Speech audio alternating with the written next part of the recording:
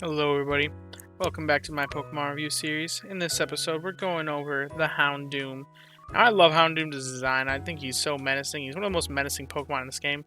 Well, he also manages to look pretty darn cute while being menacing.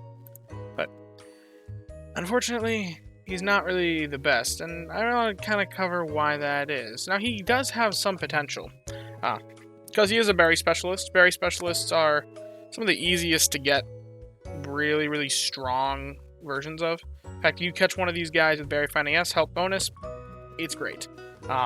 Beats most berry specialists in the game then. But let's get into what it is about the Houndoom that makes him a little bit of a weaker option. Now, Houndoom, he's dozing type, typical for dark types. Nothing special there. Berry specialty. He's got Charge Strength S, fixed number, which is one of the weakest.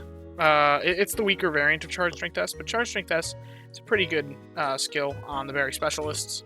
It's just raw strength being contributed to Snorlax's power. Pretty simple to understand, pretty simple in practice, and pretty good on the Pokemon that can be pretty much staples of your team. Now, Wiki Berry, the type that Houndoom has, is 31 value, which is one of the higher valued berries.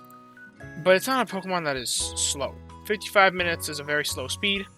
That's like 5 minutes, 5 minutes-ish.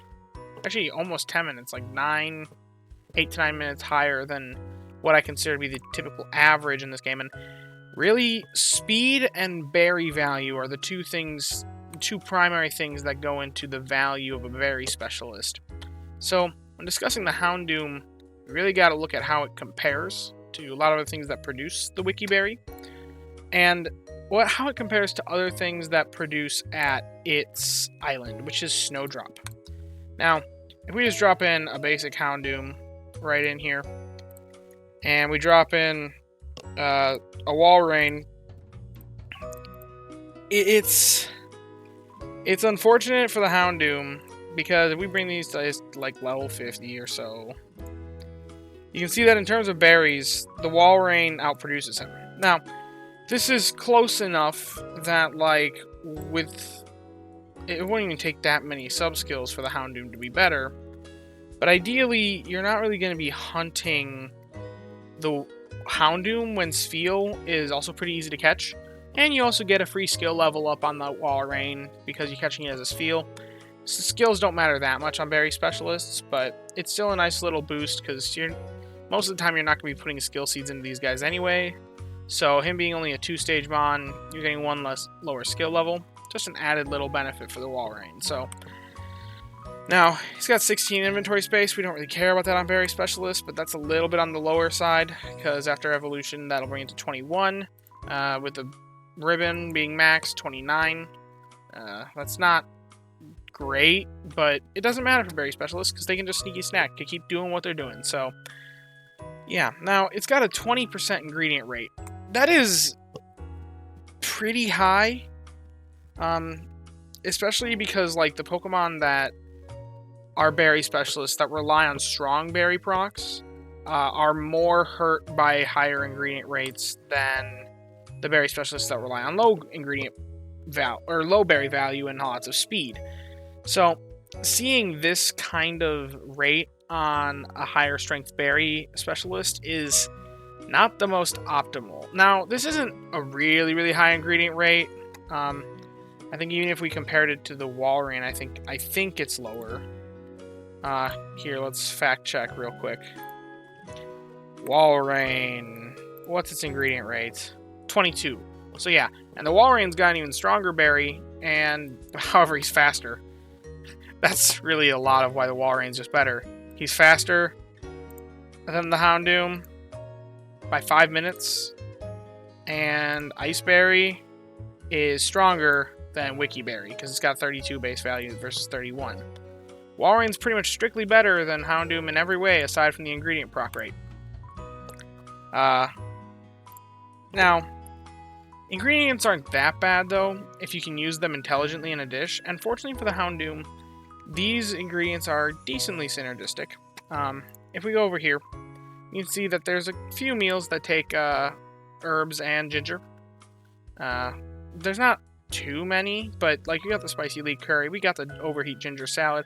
These aren't amazing meals, but being kind of in the middling tier, if you can make them with berry specialists, that's actually pretty good. So seeing herbs and ginger is pretty nice. And interestingly, for the spicy leek curry, it's got ginger, leek, herbs, and in the progression that the Houndoom has.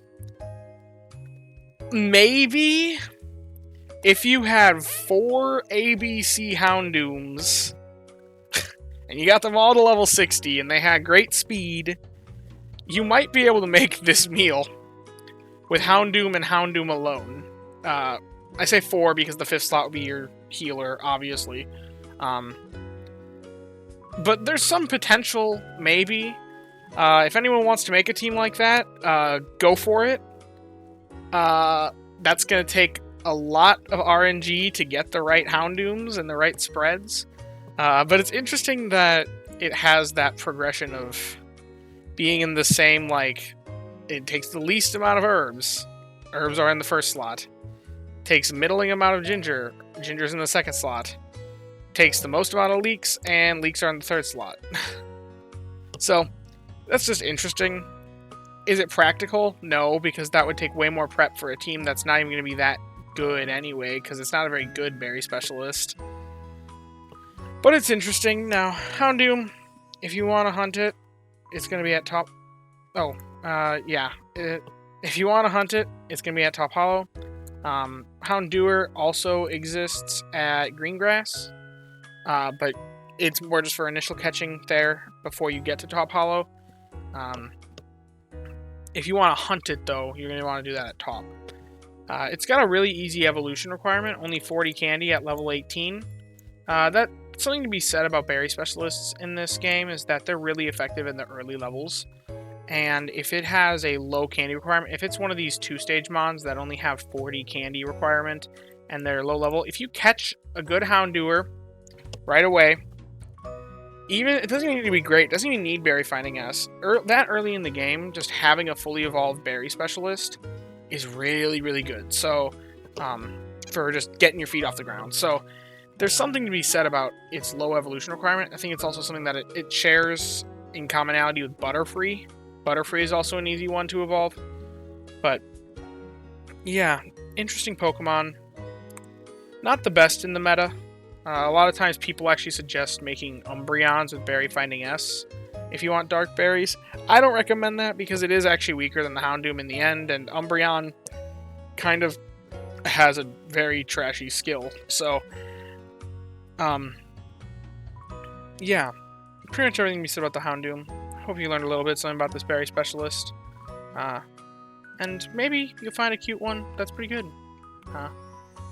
That has good stats. So, thank you for watching.